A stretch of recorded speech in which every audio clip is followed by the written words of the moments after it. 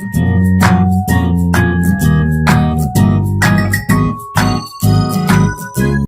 वालेकुम स्टूडेंट्स, उम्मीद है आप सब खैरियत से होंगे। हमने पिछले टॉपिक के अंदर 9th क्लास की math exercise 1.2 question number 1, 2, 3 solve करना सीखा था। आज का जो हमारा टॉपिक है वो उससे नेक्स्ट है, यानी कि 9th क्लास की math exercise 1.2 question number 4, 5 and 6 को सॉल्व करेंगे हम।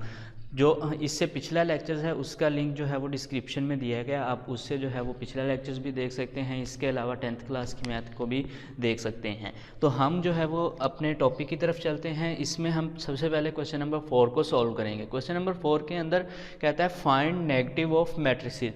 हमें मैट्रिसेस दिए हुए हैं यहाँ पे कुछ, जो उसमें से जो है वो हमने नेगेटिव मैट्रिक्स जो है वो फाइंड करना है। नेगेटिव मैट्रिक्स किस तरह से फाइंड करते हैं, जिस तरह से हम जो है वो छोटी क्लासेस में भी पढ़ा है हमने कि किसी भी चीज़ को जो है वो -1 से मल्टीप्लाई करते हैं तो वो उसका नेगेटिव बन जाता है। तो यहाँ पर भी हमारे पास ये जो मैट्रिक है इसे हम जो है वो -1 के साथ जो है वो मल्टीप्लाई कर देंगे तो इसका नेगेटिव मैट्रिक्स फाइंड हो जाएगा। यही इसकी डेफिनेशन है कि a matrix called negative matrix if it multiply with -1 और its sign will be change, यानी कि उसके साइन जो हैं वो चेंज हो जाएंगे तो वो हमारे पास जो है वो नेगेटिव मैट्रिक्स बन जाएगा। सिंपल ये है कि माइनस का साइन जो है उसे प्लस में चेंज कर देंगे और प्लस के साइन को माइनस में चेंज कर दें तो वो भी हमारे पास जो है वो नेगेटिव मैट्रिक्स ही होता है। तो हम क्वेश्चन के ज़रिए जो है वो देखते हैं। यहाँ पे हमें क्वेश्चन दिया हुआ है a = 1, 0, 1।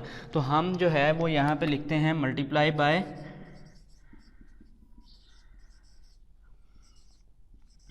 -1 के साथ इसे जब हम मल्टीप्लाई करेंगे तो -1 को a के साथ मल्टीप्लाई करेंगे -a आ जाएगा is equal to -1 multiply 1, 0 and 1।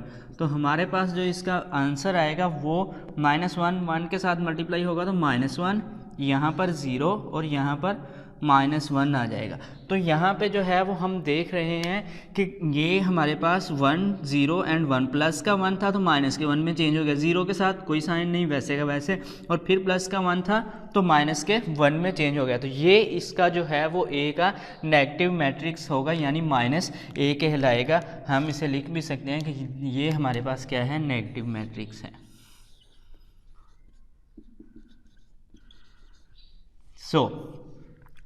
Next भी सेम इसी तरीके से है। हमारे पास b दिया गया, इसके अंदर भी जो है हम मल्टीप्लाई बाय -1 लिखते हैं।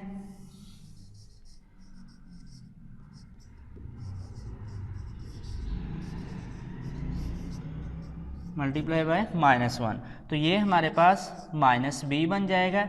इधर हम जो है वो -1 के साथ मल्टीप्लाई करेंगे 3, -1, 2 एंड 1 को। तो हमारे पास जो इस क्वेश्चन का आंसर आएगा वो हमारे पास बन जाएगा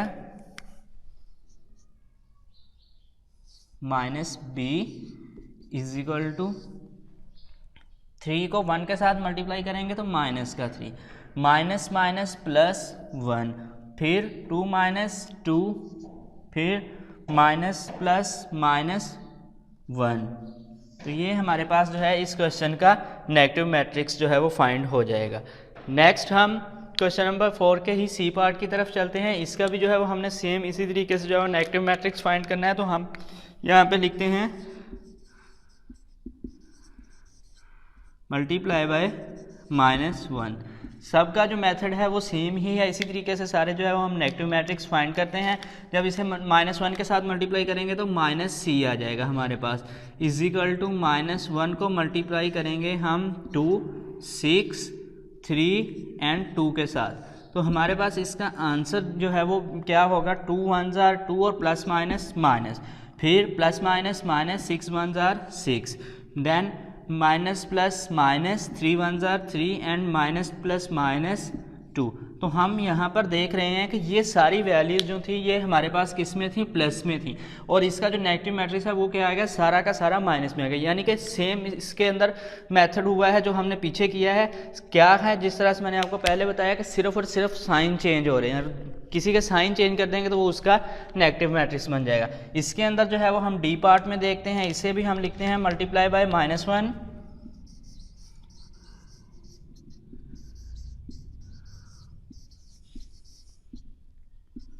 -1 के साथ इसे भी मल्टीप्लाई करते हैं, जब इसे -1 के साथ मल्टीप्लाई करेंगे तो -d बन जाएगा। एंड यहाँ पे जो है, सॉरी मैं यहाँ पे आपको -1 के साथ मल्टीप्लाई करवाता हूँ, -3 -4 2 एंड 5। तो जो इसका आंसर बनेगा वो हमारे पास क्या आएगा, -1 माइनस प्लस का 3 बनेगा, फिर प्लस माइनस का 2 बनेगा, फिर minus plus 4 1 jar 4, plus minus 5 1 jar 5। तो हम देख रहे हैं कि पहले इन दोनों के साथ माइनस था तो इन दोनों के साथ प्लस आ गया, और ये दोनों वैल्यूज़ प्लस की थी तो ये दोनों वैल्यूज़ माइनस की बन गई। तो ये भी हमारे पास इस मैट्रिक्स का जो है वो नेगेटिव मैट्रिक्स फाइंड हो गया। तो नेक्स्ट लास्ट पार्ट है क्वेश्चन नंबर 4 का ई। इसके अंदर भी हमने नेगेटिव फाइंड करना है, तो सेम मेथड होगा, मल्टीप्लाई बाय -1।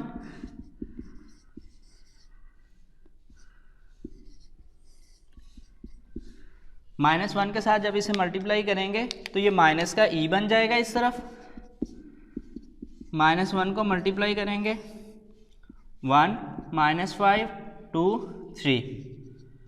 तो जो हमारे पास इसका आंसर बनेगा वो आएगा +-1 plus minus and minus plus 5 1 jar 5, plus minus 2 1 jar 2, plus minus 3 1 jar 3। तो हम देख रहे हैं कि वहाँ पे एक वैल्यू के साथ माइनस था तो उसके साथ प्लस हो गया, और बाकी तीनों वैल्यू जो हैं प्लस की जो थी वो माइनस में चेंज हो गई। तो ये था हमारे पास जो है वो किसी भी मैट्रिक्स का हम किस तरीके से जो है वो नेगेटिव मैट्रिक्स फाइंड कर सकते हैं। हमने क्वेश्चन नंबर 4 जो है उसके तमाम के तमाम पार्ट्स का जो है वो यहाँ पे नेगेटिव मैट्रिक्स फाइंड कर लिया है। तो इसके बारे में अगर आपका कोई क्वेश्चन है तो आप कमेंट सेक्शन में या नीचे दिए गए नंबर से रब्ता करके पूछ सकते हैं। नेक्स्ट हम क्वेश्चन नंबर 5 को जो है वो सोल्व करना देखते हैं कि उसको हम किस तरह से सोल्व करेंगे। जी नेक्स्ट हमारे पास क्वेश्चन नंबर 5 है, find the transpose of each of the following. यहाँ पर हम जो है वो ट्रांसपोज लेना सीखेंगे कि हम ट्रांसपोज जो है वो किसी मैट्रिक्स का किस तरीके से लेते हैं। तो जो ट्रांसपोज है उसकी डेफिनेशन जो है वो बुक के अंदर लिखी हुई है, और वैसे भी जो है वो ट्रांसपोज लेना नहायत ही आसान है, जिसके अंदर क्या करते हैं हम कि कतारों को, यानी कि जो हमारे पास रोज़ हैं उन्हें हम चेंज कर देते हैं कॉलम्स के अंदर, जो कॉलम्स हैं उन्हें हम चेंज कर देते हैं रोज़ के अंदर। यानी कि इसकी डेफिनेशन बनेगी, a matrix A is called transpose of A when we change rows into columns and columns into rows. This is called transpose of a matrix. तो हम जो है यहाँ पे इन्हीं क्वेश्चंस के ज़रिए देखते हैं कि हम किस तरह से ट्रांसपोज लेते हैं। तो हमारे पास क्वेश्चन नंबर 5 का पहला है A = 0 1 एंड -2। यहाँ पे हमें ये कौन सा मैट्रिक्स है ये भी हम देख सकते हैं कि ये हमारे पास जो है वो कॉलम मैट्रिक्स है। तो इसको हमने जो है वो इसका ट्रांसपोज लेना है, और जब हम कॉलम मैट्रिक्स का ट्रांसपोज लेंगे तो वो रो मैट्रिक्स बन जाएगा, और जब रो मैट्रिक्स का लेंगे तो वो कॉलम मैट्रिक्स बन जाएगा। वो यहाँ पे हमें ये दो दिए हुए हैं, पहला हमें कॉलम मैट्रिक्स दिया हुआ है, दूसरा हमें रो मैट्रिक्स दिया हुआ है। तो हम देखते हैं कि हमारे पास A है, इसका हमने लेना है ट्रांसपोज। तो जब ट्रांसपोज लेते हैं तो हम क्या करते हैं, A का ट्रांसपोज, A के ऊपर स्मॉल t जो है वो हम राइट करते हैं, यानी A का ट्रांसपोज = नाउ ये हमारे पास पहला कॉलम है, इसे हम पहली रो में चेंज कर देंगे। This first column will be change into first rows, यानी कि 0 फिर 1 है तो 1 हम लिखेंगे रो में, फिर -2 है तो -2 भी आएगा रो में। तो this is called transpose of A matrix. ये हमारे पास जो है वो ट्रांसपोज है इस मैट्रिक्स का, यानी कि हमने क्या किया, कॉलम को रो में चेंज कर दिया। तो ये हमारे पास ट्रांसपोज नहायत ही आसान। नेक्स्ट हम देखते हैं, नेक्स्ट हमारे पास जो है वो हमें दिया हुआ है B = 5 1 एंड -6, और ये हमारे पास कौन सा मैट्रिक्स है, हमने पीछे देखा था पिछले लेक्चर में कि ये हमारे पास जो है वो रोज मैट्रिक्स है। तो इसका हम जब ट्रांसपोज लिखेंगे तो हम जो है वो क्या लिखेंगे, सबसे पहले B का ट्रांसपोज, B के ऊपर स्मॉल t जो है वो राइट करेंगे। उसके बाद इसके अंदर हम देख रहे हैं कि वी हैव ओनली 1 रो। सो हम क्या करते हैं, जब हमारे पास एक ही रो हो या हमारे पास जो है हम ट्रांसपोज ले रहे हो तो हम रो को जो है वो कॉलम के अंदर चेंज कर देंगे, यानी कि 5 फिर 1 है रो में, हम इसे लिखेंगे कॉलम में, फिर -6 ये भी किस में लिखेंगे, कॉलम में। बस यही एक ही रो थी तो एक ही कॉलम हमारे पास बन गया। तो हमने देखा कि हमारे पास जो कॉलम मैट्रिक्स था जब उसका ट्रांसपोज लिया तो वो रो मैट्रिक्स में चेंज हो गया, और जो हमारे पास रो मैट्रिक्स का बी उसका हमने ट्रांसपोज लिया तो वो कॉलम मैट्रिक्स में चेंज हो गया। तो नेक्स्ट भी सेम इसी तरीके से हमने जो है वो ट्रांसपोज लेने हैं। यहाँ पे सी दिया हुआ है 1 2 3 2 -1 0, इसका हम लेते हैं ट्रांसपोज, यानी सी का ट्रांसपोज इज इक्वल टू, यहाँ पे हमारे पास जो है वो हम देख रहे हैं कि हमें कितने कॉलम्स दिए हुए हैं, 2 कॉलम्स हैं। ये हमारे पास 2 कॉलम्स हैं, तो इन्हें हम जो है वो रो में चेंज कर देते हैं, यानी कि पहले कॉलम को पहली रो बना देंगे, फिर दूसरे कॉलम को दूसरी रो बना देंगे। देखें 1 2 3, तो 1 फिर रो में 2 और 3, ये पहला कॉलम था, पहली रो में चेंज कर दिया। फिर दूसरा कॉलम है 2 -1 0, तो इसे हमने दूसरी रो बना दिया। तो ये हमारे पास जो है हम देख रहे हैं कि यहाँ पे पहला कॉलम पहली रो बन चुका है और दूसरा कॉलम दूसरी रो बन चुका है। और इसी तरीके से हमारे पास जो है वो पहली रो पहला कॉलम बन चुकी है, दूसरी रो दूसरा कॉलम बन चुकी है, तीसरी रो तीसरा कॉलम बन चुकी है। मीन्स ये देखें, ये पहली रो थी, ये इधर पहला कॉलम बन चुकी है, यहाँ पर ये पहला कॉलम है। फिर जो हमारे पास यहाँ पर दूसरी रो थी,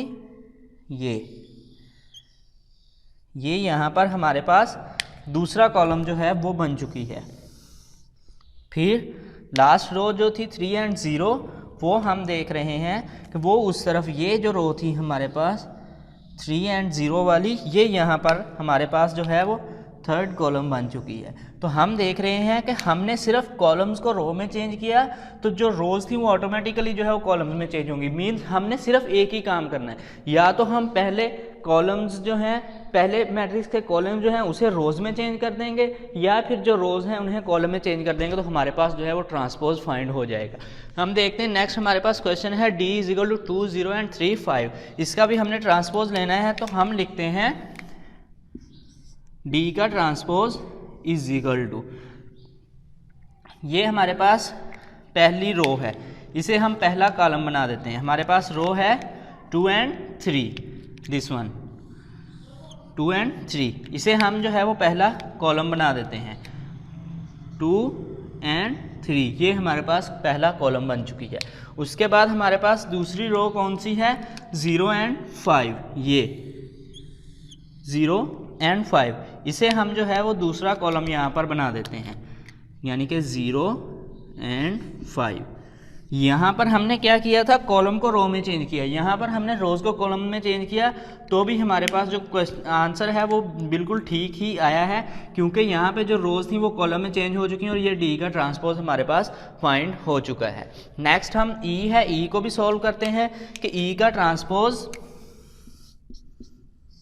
इज इक्वल टू, हमारे पास पहला कॉलम है, इसे हम रो में चेंज कर देते हैं। ये हमारे पास कॉलम है 2 और 4, इसे हम रो में चेंज करते हैं तो ये 2 और -4 बनेगा, ठीक है।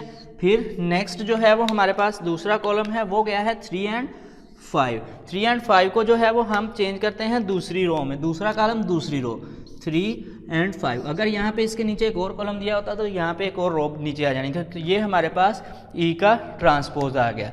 इसी तरह से नेक्स्ट एफ का ट्रांसपोज भी हम फाइंड कर लेते हैं। एफ का ट्रांसपोज इज इक्वल टू, यहाँ पे हमारे पास ये पहला कॉलम दिया हुआ है 1 और 3, इसे हम पहली रो बना देंगे, यानी कि हम लिख देंगे, इसे चेंज कर देंगे रो के अंदर 1 और 3। और यहाँ पे हमारे पास जो है वो दूसरा कॉलम हमें दिया हुआ है, वो है 2 और 4, उसे हम जो है वो दूसरा रो जो है उसके अंदर चेंज कर देंगे 2 और 4। तो ये हमारे पास F का भी ट्रांसपोज आ गया। बहुत इजी है, उम्मीद है आप लोगों को जो है वो इसकी समझ आ चुकी होगी। अगर आपको जो है वो कहीं पे कोई प्रॉब्लम है इस क्वेश्चंस के अंदर, इन्हीं क्वेश्चंस के अंदर, तो आप जो है वो कमेंट सेक्शन में कमेंट करके हमसे पूछ सकते हैं। नेक्स्ट हम सॉल्व करते हैं क्वेश्चन नंबर 6, लास्ट क्वेश्चन इस एक्सरसाइज का। क्वेश्चन नंबर 6 है हमारे पास, वेरीफाई दैट इफ़ ए और बी, हमें यहाँ पे एक ए ट्रांसपोज दिया है, दूसरा बी ट्रांसपोज दिया है। देन वो कहता है कि हमने वेरीफाई क्या करना है, एक पार्ट हमें दिया है क्वेश्चन नंबर 6 का जिसके अंदर हमने ए के ट्रांसपोज का ट्रांसपोज इज इक्वल टू ए, ये चीज़ वेरीफाई करनी। दूसरा हमें दिया है बी के ट्रांसपोज का transpose is equal to B, यानी कि हमने पहले ट्रांसपोज लेना है फिर उसका ट्रांसपोज लेना है ट्रांसपोज का, तो वो हमारे पास पहली वैल्यू ही वापस आ जाएगी। सिंपल जिस तरह से जो है वो हमने आप सीखा था पिछले क्वेश्चन में कि जब हम ट्रांसपोज लेते हैं तो क्या करते हैं, रोज को कॉलम में चेंज करते हैं, यानी जो रोज होती हैं उन्हें कॉलम बना देते हैं या फिर जो कॉलम्स होते हैं उन्हें रो बना देते हैं। जब हम ट्रांसपोज लेंगे तो हम कॉलम्स को रो बना देंगे, जब कॉलम्स रो बन जाएंगे फिर हम उसका ट्रांसपोज लेंगे तो वही कॉलम दोबारा रो बन जाएंगे, तो सिंपल वही पहली वैल्यू हमारे पास वापस आ जाएगी। यानी कि हम एक छोटा सा एग्जाम्पल लेते हैं कि हम -1 को जो है 1 के साथ मल्टीप्लाई करते हैं तो हमारा आंसर आएगा -1, फिर -1 को -1 के साथ मल्टीप्लाई करेंगे तो -1 यानी फिर वो पहला +1 बन जाएगा। तो ये इसी तरीके से यहाँ पे होगा, ए के ट्रांसपोज का ट्रांसपोज इज इक्वल टू ए। यहाँ पे जो है वो हम लेफ्ट हैंड साइड लिखते हैं ए के ट्रांसपोज का ट्रांसपोज को लेके हम चलते हैं, तो हमारे पास ए के ट्रांसपोज का ट्रांसपोज, तो हम सबसे पहले ए का ट्रांसपोज लेते हैं। ए का ट्रांसपोज इज इक्वल टू ए हमारे पास क्या है 1 2 0 एंड 1, ये हमारे पास ए है। अब हम इसका जो है वो ट्रांसपोज फाइंड कर लेते हैं। ए का ट्रांसपोज इज इक्वल टू हमारे पास आ जाएगा, ये पहली रो है इसे पहला कॉलम बना देते हैं 1 एंड 0, ये दूसरी रो है 2 एंड 1, इसे हम दूसरी, यानी कि ये पहला कॉलम है इसे पहली रो बना दिया, ये दूसरा कॉलम है इसे हमने दूसरी रो बना दिया, तो ये हमारे पास आ गया ए का ट्रांसपोज। अब हम ए के ट्रांसपोज का अगेन ट्रांसपोज लेते हैं, यानी हमारे पास है ए का ट्रांसपोज इज इक्वल टू, ये ए का ट्रांसपोज है 1 0 2 एंड 1, हम इसका अगेन ट्रांसपोज लेते हैं, यानी कि हम लिखते हैं ए के ट्रांसपोज का ट्रांसपोज, यानी ये हमारे पास ए का ट्रांसपोज है उसका हम फिर से ट्रांसपोज ले रहे हैं, तो ये हमारे पास ये पहली रो जो है ये चेंज हो जाएगी पहले कॉलम में, सॉरी पहला कॉलम पहली रो में 1 एंड 2 एंड दूसरा कॉलम 0 एंड 1 दूसरी रो में चेंज हो जाएगा। तो हम देख रहे हैं यहाँ पे जो हमारे पास ए की वैल्यू थी ये वाली, ये वैल्यू के सेम आ गई है, तो हम लिख देंगे so prove left hand side is equal to right hand side, कि हमने जो है वो प्रूव कर दिया है कि लेफ्ट हैंड साइड जो है वो राइट हैंड साइड के इक्वल है। दूसरा क्वेश्चन है बी का transpose is equal to B, तो हम जो है वो बी पहले लिखते हैं कि बी की वैल्यू हमारे पास क्या है, सेम जो हमने ये क्वेश्चन किया है इसी के मेथड से होगा। बी है हमारे पास, तो बी की वैल्यू हमें वहाँ पे दी हुई है 1 1 2 एंड 0, ठीक है। हम इसका लेते हैं ट्रांसपोज, बी का ट्रांसपोज इज इक्वल टू हमारे पास क्या आएगा, इसका ट्रांसपोज ये पहले कॉलम को पहली रो 1 एंड 2, दूसरे कॉलम को दूसरी रो 1 एंड 0 बन जाएगा हमारे पास। फिर हम क्या करते हैं, ये बी के ट्रांसपोज का अगेन ट्रांसपोज लेते हैं, बी का ट्रांसपोज इज इक्वल टू, तो ये पहला कॉलम पहली रो बन जाएगा, फिर ये दूसरा कॉलम यहाँ पे 2 एंड 0 दूसरी रो में चेंज हो जाएगा। तो ये हमारे पास जो है बी के ट्रांसपोज का transpose is equal to B आ जाएगा, तो हम लिख देंगे यहाँ पे बी का transpose is equal to B. तो ये हमारे पास दोनों क्वेश्चन जो हैं वो यहाँ पर सॉल्व हो गए हैं, ये भी हमने प्रूव कर दिया, हमने ये भी प्रूव कर दिया। उम्मीद है आपको इस एक्सरसाइज की जो है वो अच्छे तरीके से समझ आ गई होगी। नेक्स्ट इंशाल्लाह हम जो है वो अपने नेक्स्ट लेक्चर्स के अंदर एक्सरसाइज 1.3 सॉल्व करना सीखेंगे। इसके अलावा अगर आपने 10th क्लास की मैथ समझना चाहते हैं तो वो उसका जो है वो लिंक डिस्क्रिप्शन में दिया गया, आप वहाँ से जाकर वो भी देख सकते हैं, और जो है वो बाकी हायर क्लासेस की आप मैथ भी जो है वो हमारे चैनल से समझ सकते हैं। हमारे चैनल को लाइक कीजिए, शेयर कीजिए और सब्सक्राइब करना ना भूलिए, और बेल के आइकन को लाजमी प्रेस कीजिएगा ताकि हर नई आने वाली वीडियो आप तक सबसे पहले पहुंच सके। ओके, अल्लाह हाफिज़।